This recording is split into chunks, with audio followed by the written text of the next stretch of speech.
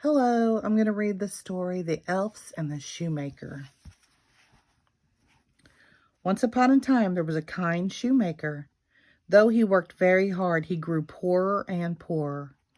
At last, he had only enough leather left to make one more pair of shoes. One winter night, he cut the leather out for the shoes, but he was too tired to go any further. He left the leather on his workbench and decided to stitch the shoes together the next morning. The shoemaker went to bed not knowing what he and his wife would do once the leather was used up. They had no money to buy more. Despite their troubles, the shoemaker and his wife slept soundly that night. Early the next morning, the shoemaker woke up and got dressed. Then he went into the shop to make the last pair of shoes. Once he sat down on his workbench, the shoemaker thought he must be dreaming. He blinked his eyes, he blinked them again, but it was not a dream. On the very spot where he had left the leather the night before, there was a pair of beautiful, well-made shoes all finished. He called his wife into the shop and showed her the shoes. "They are splendid," she explained. "But when did you make them?" "I didn't make them," the shoemaker replied. "I found them here this morning." The shoemaker put the shoes in the window, hoping that someone would buy them. Soon the door swung open and a fine gentleman walked into the shop. "I must have these wonderful shoes," he said. "I've never seen any like them. The stitches are so small and delicate." The shoemaker sold the shoes to the gentleman, who paid a very high price for them.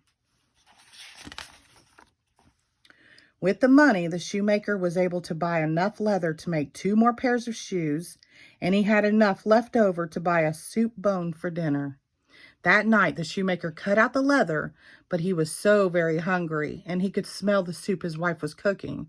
"I'll make the shoes tomorrow," he said, and he went to eat dinner.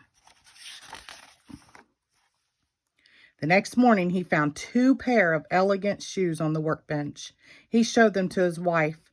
"Who can be making these marvelous shoes?" she asked. The shoemaker shook his head in wonder. Once again, the shoemaker placed the shoes in the window. He didn't have long to wait before the door to the shop swung open.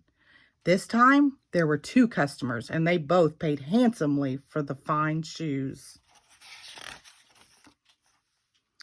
Now the shoemaker had enough money to buy leather for 4 more pairs of shoes.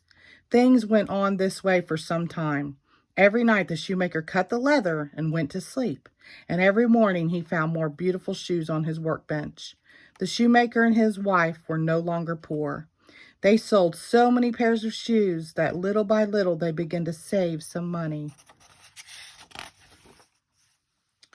On the evening, the shoemaker said this to his wife: "It's nearly Christmas, and we still don't know who is sewing all these shoes for us.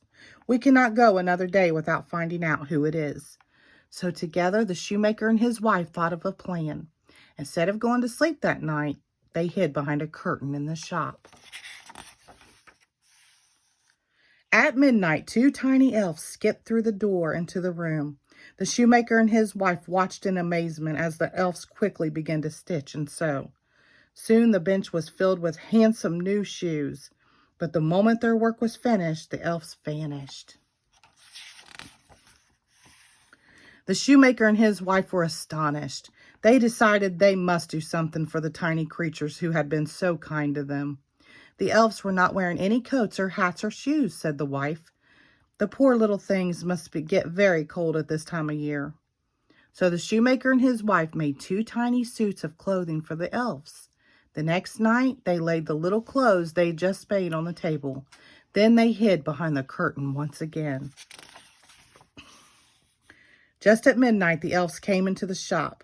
When they saw the clothes, they were overjoyed. They hurried to try on the outfits and found everything fit perfectly. In their brand new clothes, the elves danced around the room and sang a merry song. At last, the elves danced out the door for the shoemaker's shop and never returned again. The thoughtful shoemaker and his good wife had repaid kindness with kindness.